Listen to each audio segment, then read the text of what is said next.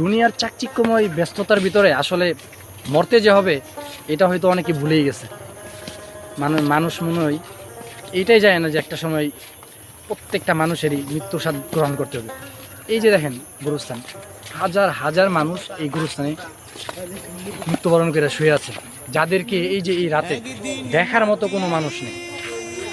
অথচ একটা সময় এমন ছিল তারাও কিন্তু এই চাকচিক্যময় ব্যস্ততার মাঝেই ছিল, কিন্তু আজ হয়তো তারা কি এই গহীন অন্ধকার কবরের ভিতরে শায়িত আছে। মাঝে মাঝে চেষ্টা করবেন সবাই আইসা এই কবরস্থান থেকে ঘুরে যাওয়ার জন্য। বিশ্বাস করেন এই জায়গায় আসলে একটা অন্যরকম শান্তি লাগে দিলের ভিতরে, যে মনে হয় আমারও তো একদিন মরতে হবে। তো ইনশাল্লাহ সবাই দোয়া করবেন কবরবাসীর জন্য, আল্লাহ যেন প্রত্যেকটা কবরবাসী কী করে জান্নাতুল ফেরদৌস দান করে, এবং আমরা যেন মৃত্যুর আগে অবশ্যই এই কবরে যাওয়ার যেই সামানা, এই সামানা গুছায় পরে কবরে পৌঁছাইতে পারি।